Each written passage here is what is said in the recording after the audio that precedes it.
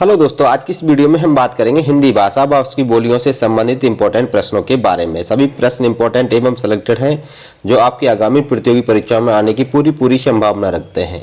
तो वीडियो को अंत तक अवश्य देखिएगा। शुरू करते हैं अपने पहले प्रश्न से। पहला प्रश्न है कि भाषा को बोलते समय होने वाले उतार चढ़ाव को क्या कहा जाता है। इंपॉर्टेंट क्वेश्चन से एग्जाम्स में पूछा जाता है। सही आंसर होगा, चारों ऑप्शन आपके सामने हैं और सही आंसर होगा ऑप्शन नंबर ए, अनुतान। यानी भाषा के बोलते समय होने वाले उतार चढ़ाव को हम अनुतान कहते हैं। इसके अलावा इंपॉर्टेंट फैक्ट्स में देख लीजिएगा कि भाषा का उच्चारण करते समय कुछ शब्दों पर हम ज्यादा जोर देते हैं और कुछ पर कम देते हैं। इस प्रक्रिया को हम आरोह व अवरोह की प्रक्रिया कहते हैं। ये बात आपको याद रखनी है। यानी जिन शब्दों पर हम ज्यादा जोर देते हैं उस प्रक्रिया को आरोह कहा जाता है, जिन शब्दों पर कम जोर देते हैं उनको अवरोह की प्रक्रिया कहते हैं। और इन दोनों को जब हम एक साथ प्रक्रिया में लेते हैं तो उतार चढ़ाव करते हैं, उस प्रक्रिया को अनुतान कहते हैं। नेक्स्ट क्वेश्चन देखिएगा कि मानक हिंदी का विकास किस बोली से हुआ। ये भी क्वेश्चन इंपॉर्टेंट है, पूछा जाता है एग्जाम्स में।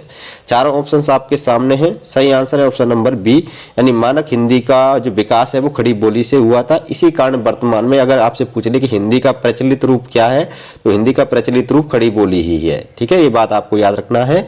तो मानक हिंदी का आधार खड़ी बोली, हिंदी का प्रचलित रूप वर्तमान में खड़ी बोली ही है। इंपॉर्टेंट क्वेश्चन है ये। नेक्स्ट क्वेश्चन है कि वर्तमान हिंदी का खड़ी बोली नाम किस कारण पड़ा था। इंपॉर्टेंट क्वेश्चन है, ये भी खूब एग्जाम्स में आता है। चारों ऑप्शंस आपके सामने हैं। सही आंसर होगा ऑप्शन नंबर ए। इसका खड़ी बोली नाम इसलिए पड़ा था क्योंकि इसमें खड़ी मात्रा का प्रयोग अधिक होता है। इस कारण वर्तमान की जो हिंदी है उसको हम खड़ी बोली के नाम से भी जानते हैं।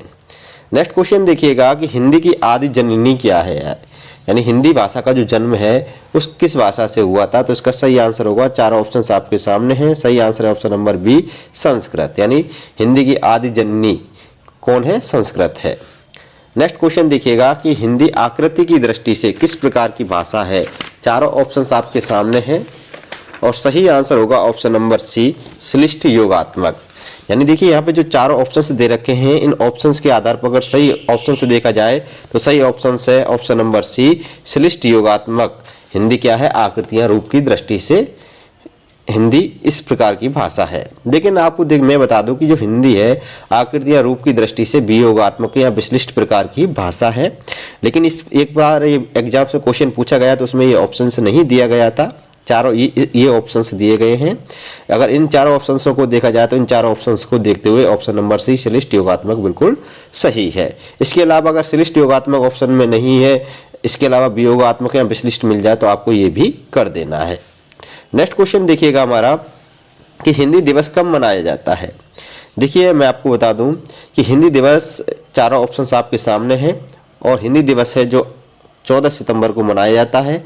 इसका ऑप्शन नंबर बी बिल्कुल सही आंसर है, क्योंकि 14 सितंबर 1949 को संविधान सभा के द्वारा हिंदी को राजभाषा घोषित किया गया था। इस कारण प्रतिवर्ष 14 सितंबर को क्या मनाया जाता है, हिंदी दिवस मनाया जाता है। इसके अलावा देखिए दोस्तों कि प्रतिवर्ष 10 जनवरी को विश्व हिंदी दिवस भी मनाया जाता है। पहली बार विश्व हिंदी सम्मेलन हुआ था 10 जनवरी 1975 को नागपुर में हुआ था पहला हिंदी सम्मेलन, और इसी कारण 10 जनवरी को प्रतिवर्ष क्या मनाया जाने लगा, विश्व हिंदी दिवस मनाया जाने लगा। 14 सितंबर 1949 को संविधान सभा ने हिंदी को राजभाषा घोषित किया था और 1953 से 14 सितंबर को हिंदी दिवस के रूप में मनाते हैं। ये बात भी आपको याद रखनी है। पूछ लेता है कि हम हिंदी दिवस कब से मना रहे हैं, तो 1953 से मना रहे हैं। ये बात आपको याद रखनी है। नेक्स्ट क्वेश्चन से देखिएगा कि हिंदी की कुल कितनी उपभाषाएं व बोलियां हैं। चारों ऑप्शंस आपके सामने हैं और सही आंसर होगा इसका ऑप्शन नंबर ए, हिंदी की 5 उपभाषाएं हैं और 17 बोलियां हैं। ये बात आपको याद रखनी है। कई जगह पे यहाँ पे 18 बोलियां भी दे देता है, तो आपको कंफ्यूज नहीं होना है। वो पहाड़ी में 3 हिस्से कर देता है। जो पहाड़ी भाषा होती है उसकी क्या है, पहाड़ी जो उपभाषा है उसके 3 बोली मान लेता है। इस कारण ये 18 की संख्या हो जाती है। लेकिन मूल रूप से देखा जाए तो हिंदी की 5 उपभाषा व 17 बोलियां हैं। कौन कौन सी बोलियां हैं उनको यहाँ पे आप देख लीजिएगा महत्वपूर्ण बिंदु में। ये उपभाषाएं यानी हिंदी के 5 उपभाषाएं, पूर्वी हिंदी, पश्चिमी हिंदी, राजस्थानी, बिहारी और पहाड़ी। ठीक है, पूछ सकता है कि निम्न में से कौन सी हिंदी की उपभाषा नहीं है। 3 इस ऑप्शन इन 5 में से रख देगा और एक ऑप्शन से अलग रख देगा। देखिए जो पूर्वी हिंदी है इसकी जो बोली है अवधी, बघेली व छत्तीसगढ़ी, इन तीनों बोलियों का संबंध पूर्वी हिंदी से है। इसके अलावा खड़ी बोली जिसको हम कोरवी भी कहते हैं, हरियाणवी जिसको हम बांगरू भी कहते हैं, ब्रजभाषा, बुंदेली और कन्नौजी, यानी इन पांचों बोलियों का जो संबंध है वो पश्चिमी हिंदी से है।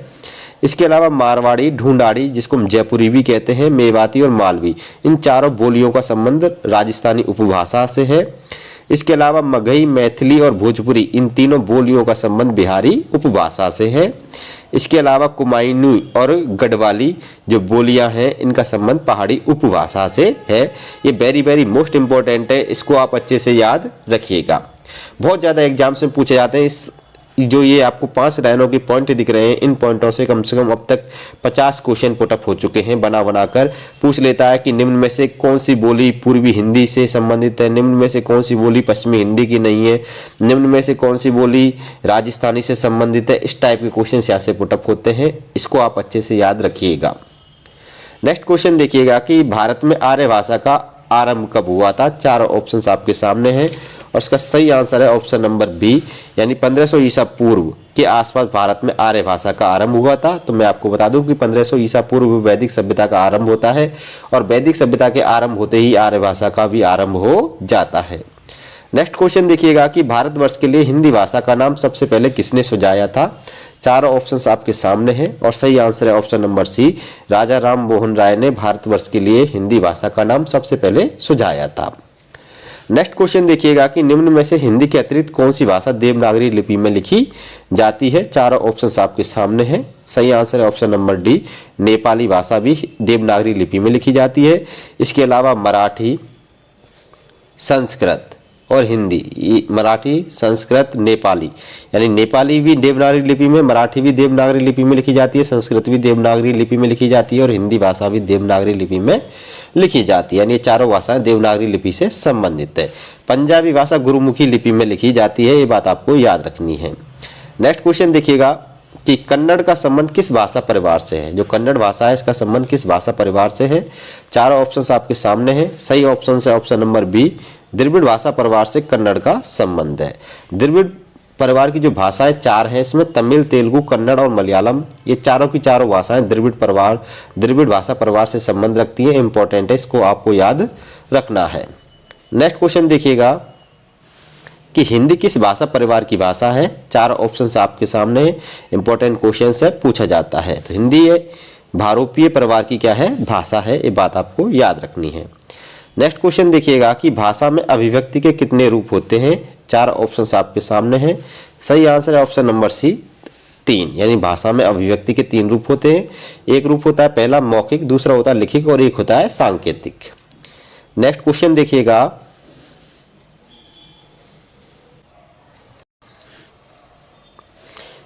कि भारतवर्ष में हिंदी को आप किस वर्ग में रखेंगे। देखिए हमने बताया था कि हिंदी भारत की राष्ट्रभाषा नहीं है, हिंदी भारत की क्या है, राजभाषा है और इसको 14 सितंबर 1949 को भारत की राजभाषा का दर्जा मिला था। इसलिए हम हिंदी को किस में रखेंगे, राजभाषा के वर्ग में रखेंगे। नेक्स्ट क्वेश्चन देखिएगा कि देवनागरी लिपि का सर्वप्रथम प्रयोग कहाँ हुआ था। 4 ऑप्शंस आपके सामने हैं। सही आंसर है ऑप्शन नंबर डी, जयभट्ट के शिलालेख में देवनागरी लिपि का सबसे पहले प्रयोग हुआ था। नेक्स्ट क्वेश्चन देखिएगा कि स्वाधीनता आंदोलन के दौरान हिंदी किसका पर्याय बनी थी। ये क्वेश्चन खूब पूछा जाता है एग्जाम्स में और आता भी है। तो इसका सही आंसर है ऑप्शन नंबर सी, राष्ट्रीय एकता का पर्याय बनी थी स्वाधीनता आंदोलन के समय हिंदी। नेक्स्ट क्वेश्चन देखिएगा कि खड़ी बोली हिंदी का प्रथम कवि किसे माना जाता है। जो खड़ी बोली हिंदी है इसका प्रथम कवि कौन था। इंपॉर्टेंट क्वेश्चन है। 4 ऑप्शंस आपके सामने हैं। सही आंसर है ऑप्शन नंबर ए, अमीर खुसरो को खड़ी बोली हिंदी का प्रथम कवि माना जाता है। नेक्स्ट क्वेश्चन है कि मध्यकाल में मुगलों के शासन के समय राज दरबार में कौन सी भाषा राजकाज की भाषा थी। इंपॉर्टेंट क्वेश्चन है। सही 4 ऑप्शंस आपके सामने हैं। सही आंसर है ऑप्शन नंबर बी, फारसी भाषा। ठीक है। इसके अलावा दोस्तों मैं अगले क्वेश्चन पर चलने से पहले आपको एक बात बता दूं कि हमने हिंदी के कई टॉपिकों के ऑब्जेक्टिव क्वेश्चंस की श्रृंखला अपने यूट्यूब चैनल पर डाल रखी है। आप हमारे चैनल पर जाकर पिछली वीडियोस देख सकते हैं, उनमें आपको इंपॉर्टेंट क्वेश्चंस मिलेंगे हिंदी व्याकरण से संबंधित टॉपिकों के, हिंदी साहित्य से संबंधित टॉपिकों के। नेक्स्ट क्वेश्चन देखिएगा कि हिंदी के स्थान पर अंग्रेजी को सन 1855 में भारत की शिक्षा और प्रशासन की भाषा के रूप में किसने स्थापित किया था? तो मैं आपको बता दूं कि भारत में अंग्रेजी शिक्षा के जो जनक थे वो लॉर्ड मैकाले थे। तो लॉर्ड मैकाले ने ही भारत की शिक्षा और प्रशासन में अंग्रेजी को स्थान दिया था। सही आंसर होगा option number C, Lord Macaulay.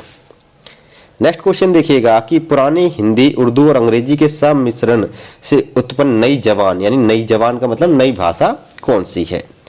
चार ऑप्शंस आपके सामने हैं। सही आंसर होगा ऑप्शन नंबर सी, हिंदुस्तानी भाषा।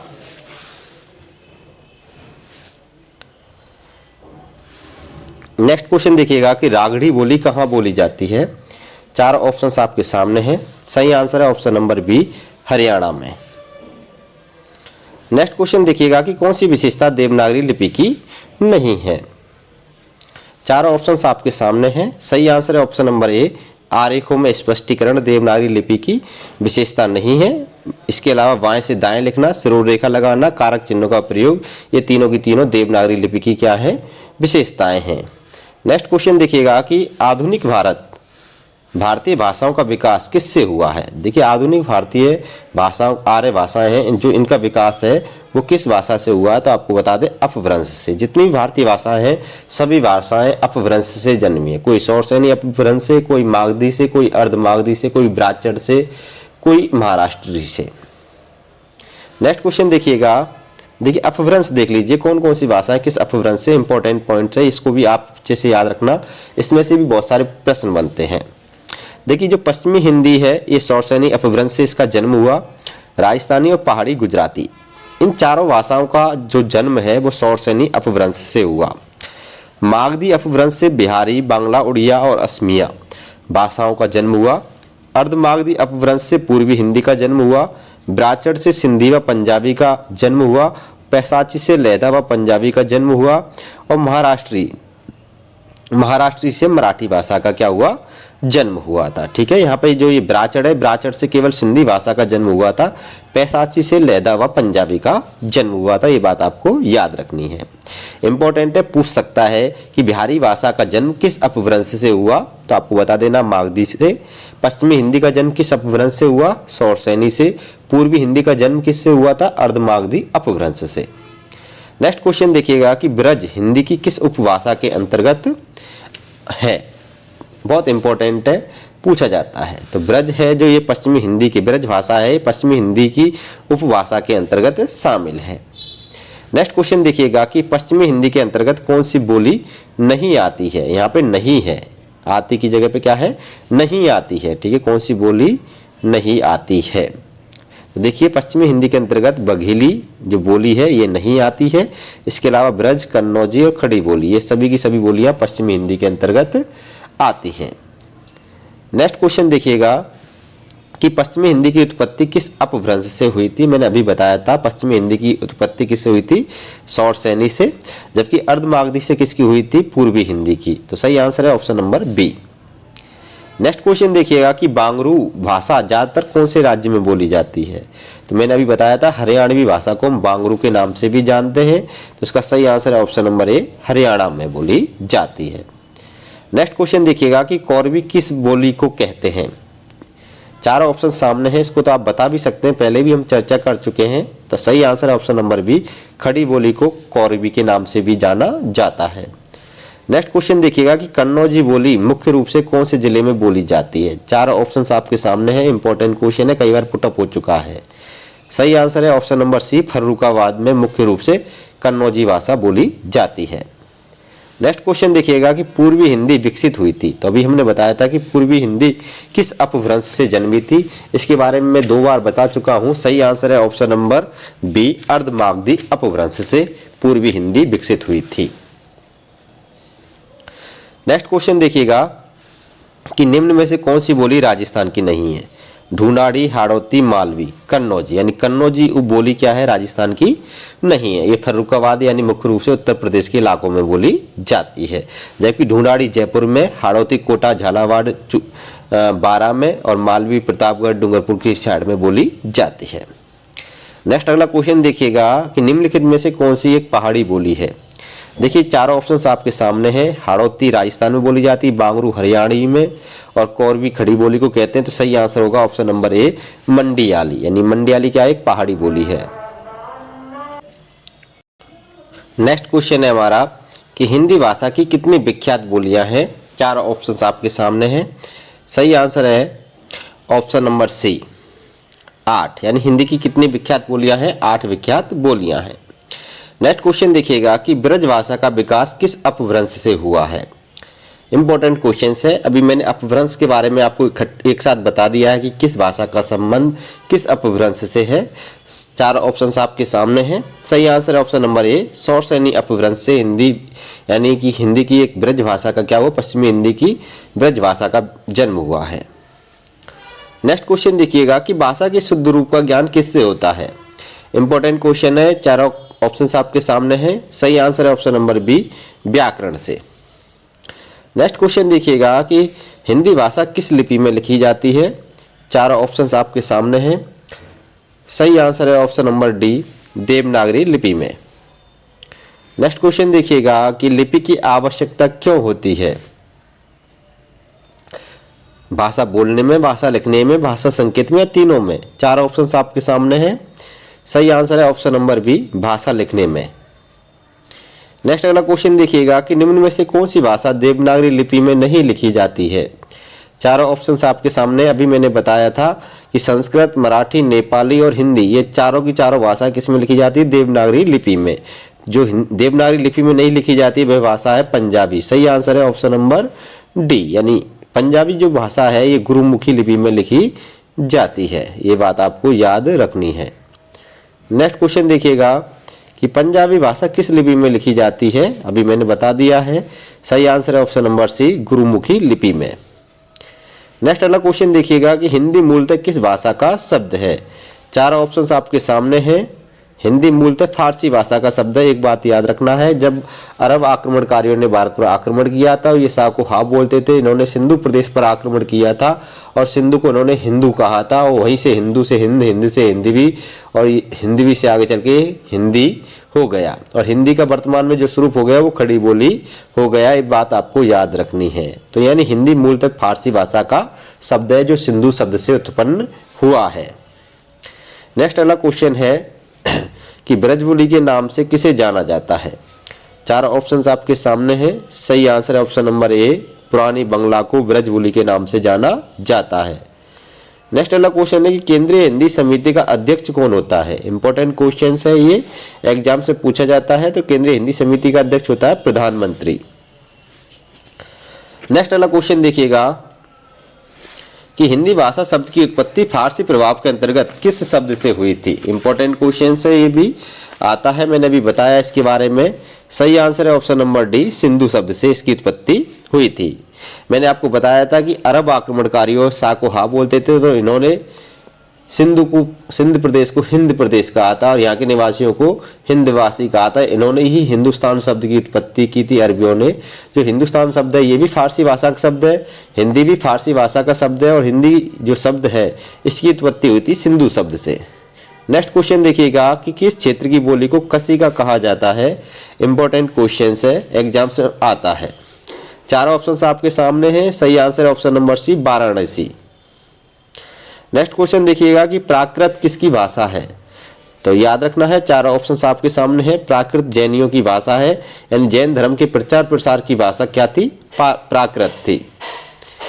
नेक्स्ट क्वेश्चन देखिएगा कि पाली किसकी भाषा है। इंपॉर्टेंट क्वेश्चन है। चार ऑप्शंस आपके सामने हैं। सही आंसर है ऑप्शन नंबर ए बौद्धों की, यानी बौद्ध धर्म के जो प्रचार प्रसार की भाषा थी वो पाली थी।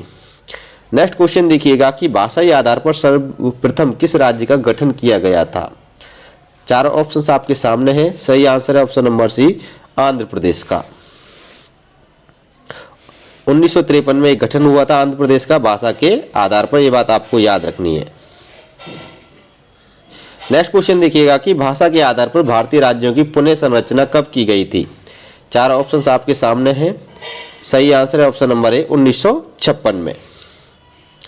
नेक्स्ट क्वेश्चन देखिएगा कि 1974 में उत्तर प्रदेश सरकार ने देवनागरी सुधार समिति का गठन किया। इसके प्रथम अध्यक्ष कौन थे।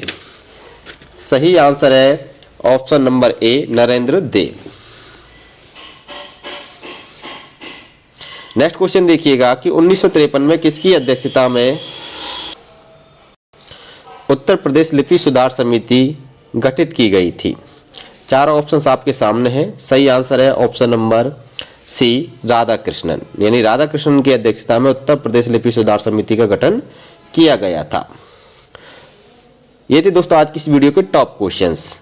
आपके लिए भी हम एक टेस्ट क्वेश्चंस लेकर आए हैं। इसका जवाब आपको देना है कमेंट बॉक्स में कि वर्तमान में हिंदी का प्रचलित रूप क्या है। चारों ऑप्शंस आपके सामने हैं, इनका जवाब देना है इस क्वेश्चंस का आपको कमेंट बॉक्स में। ऑप्शन ए में है खड़ी बोली, बी में है अवधी, सी में है राजस्थानी और डी में है ब्रजभाषा। इसके अलावा दोस्तों वीडियो पसंद आई तो वीडियो को लाइक करिएगा, शेयर करिएगा। आप हमारे चैनल पर नए चैनल को सब्सक्राइब भी करिएगा, क्योंकि ऐसे कंटेंट हम आपके लिए लाते रहते हैं। फिर मिलेंगे नेक्स्ट अगली वीडियो में, तब तक के लिए अलविदा, बाय बाय।